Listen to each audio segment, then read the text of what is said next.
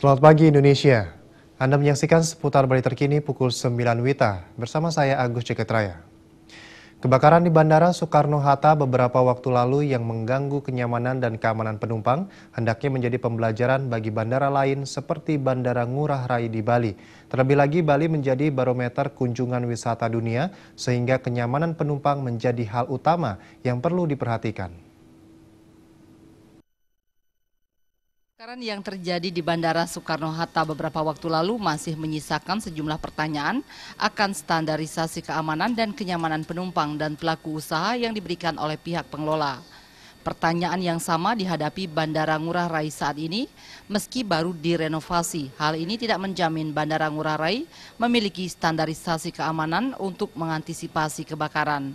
Salah satu pelaku usaha Bali, Komang Purnama, berharap pihak pengelola membuat suatu standar keamanan yang baik dan diimplementasikan pemilik usaha di kawasan bandara maupun pengelola bandara. Misalnya, standar penempatan tabung pemadam kebakaran di masing-masing usaha yang disediakan oleh pemilik usaha maupun pengelola bandara.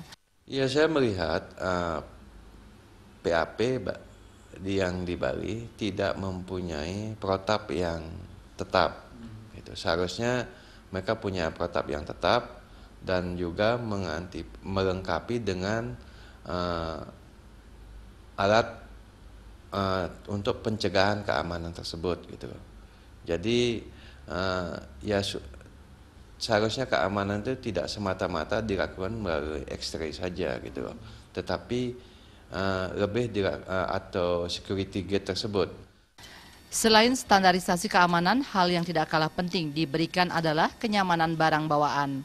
Saat ini banyak kasus pencurian bagasi penumpang yang dilakukan oknum pegawai bandara itu sendiri. Trimaja dan Saputra, Bali TV. Pemirsa, demikian seputar Bali terkini kali ini. Nantikan informasi menarik kami lainnya dalam seputar Bali terkini 1 jam mendatang. Salam Indonesia.